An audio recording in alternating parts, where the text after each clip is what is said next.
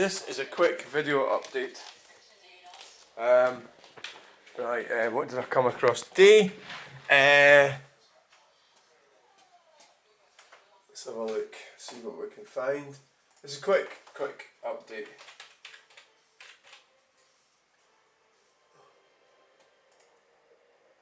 Quick update.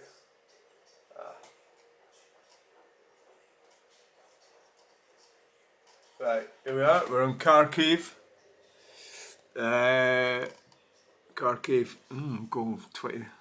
Come on, focus.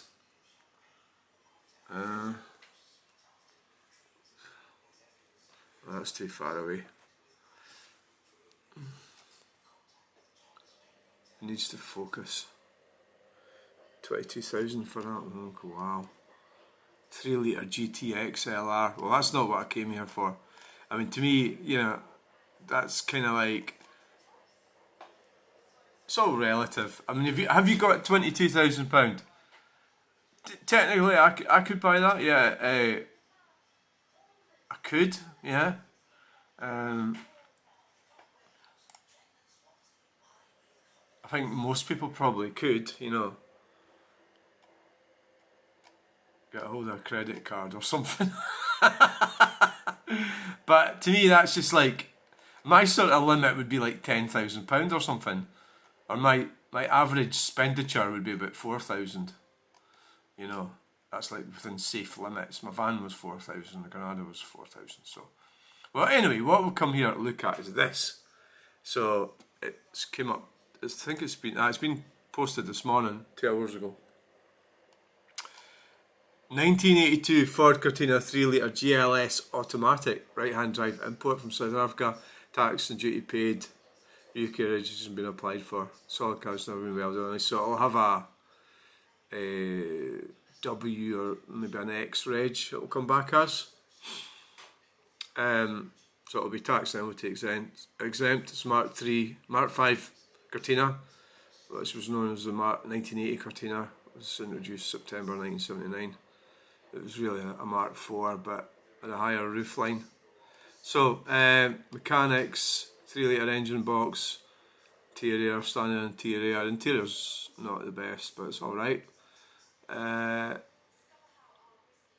So the price is $6,750. You know, so that probably is within negotiation.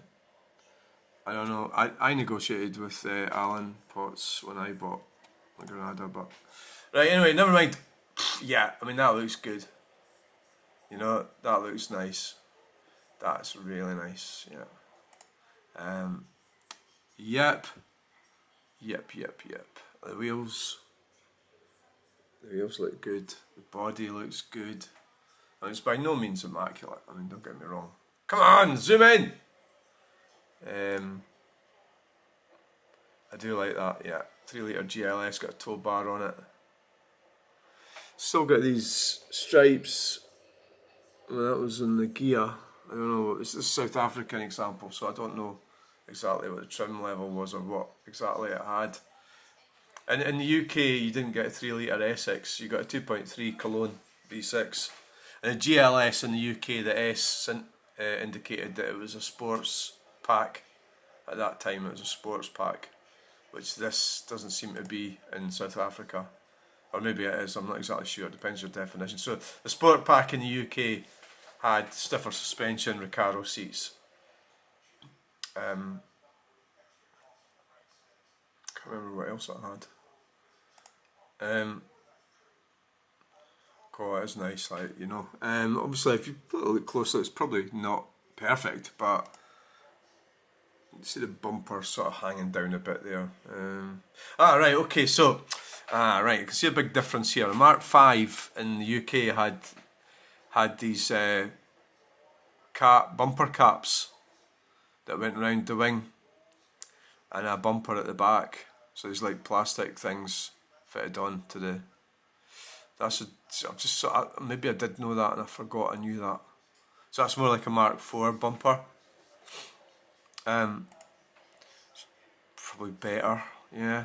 I remember the bumper caps used to fall off And you used to just like clip them on. There was little clip things in the back that you get to from the boot.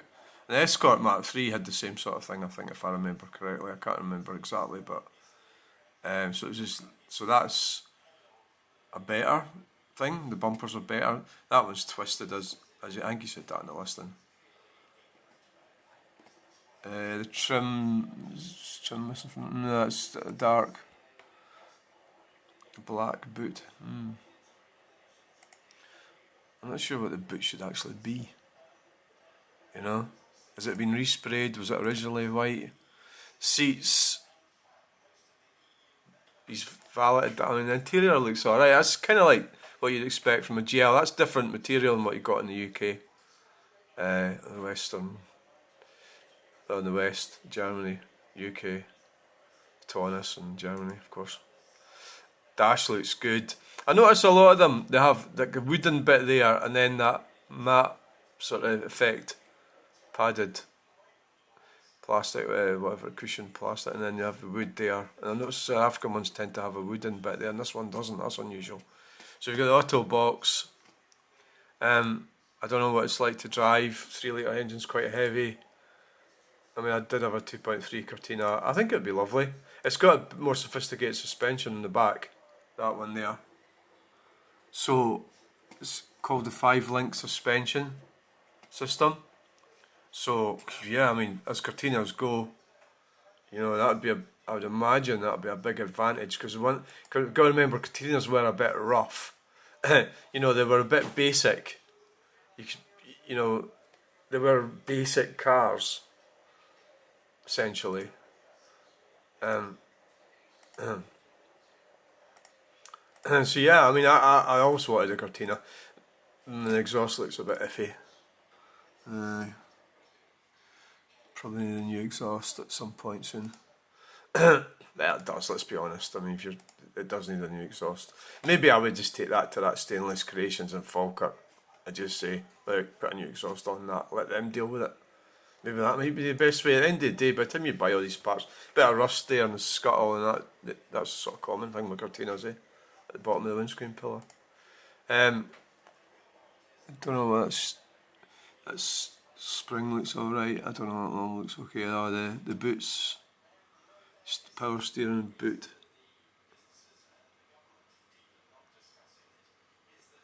That's what that is, isn't it?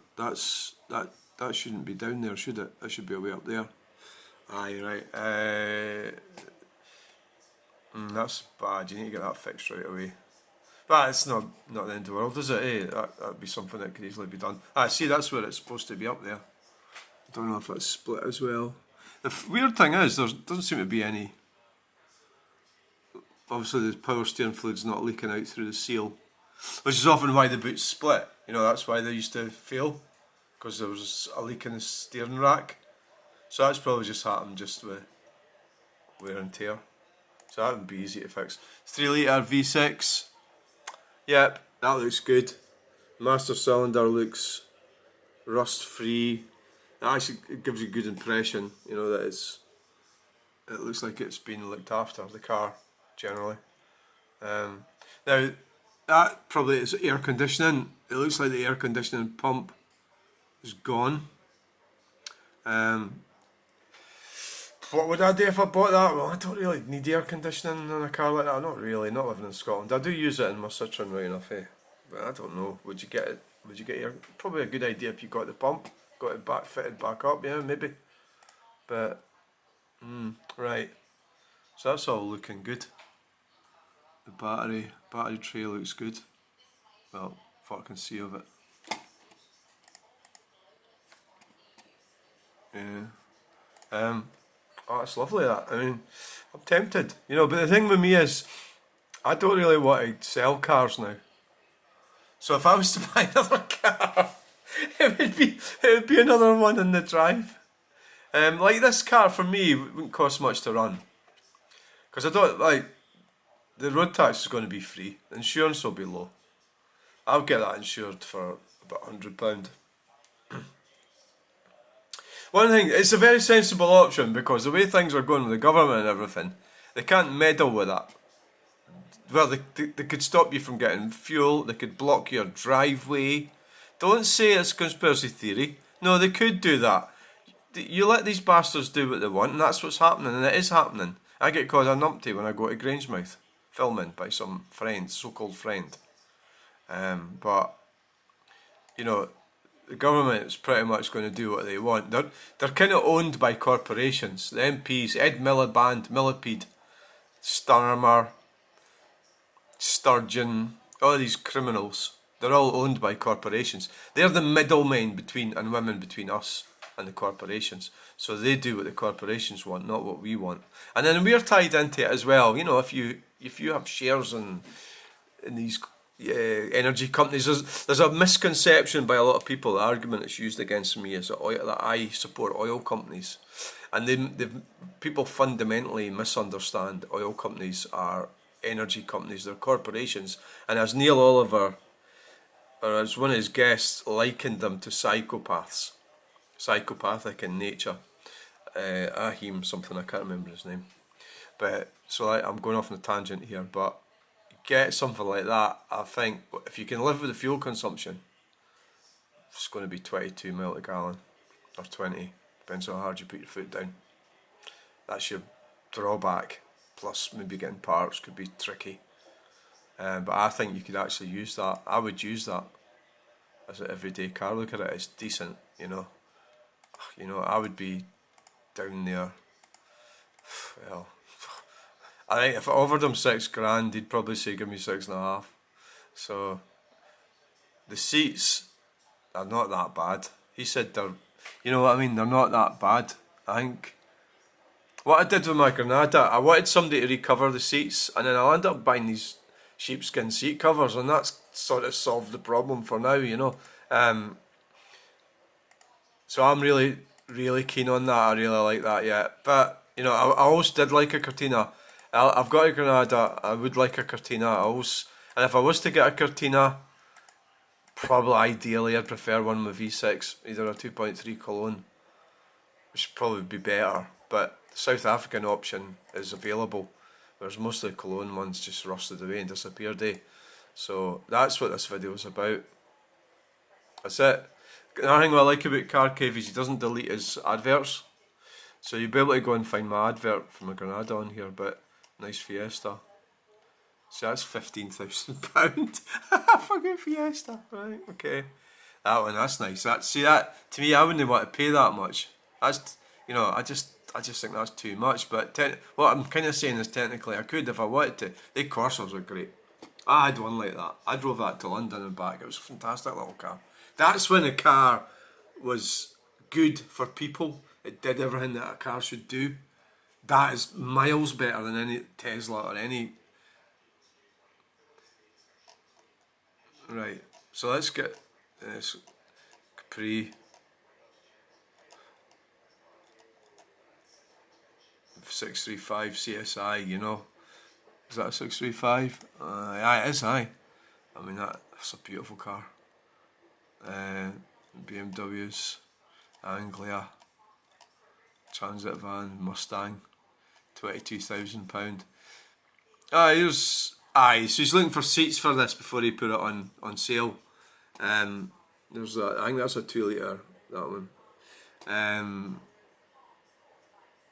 So obviously he's failed to come up with any seats. I've been trying to find seats for my Granada, and that's a 3 litre Capri. I've kind of stopped doing it because I like them. The 406 3 litre. That, I never realised they had that. That is nice. They are nice. I never noticed he had that one. 3 litre V6, they are cool. Right, so Bedford HA van. We could look here all day. I think we can't really do it though, can we? So, right, great. I like that Cortina, yeah. Yeah, I do. Thanks for watching. Please like, share and subscribe. Bye!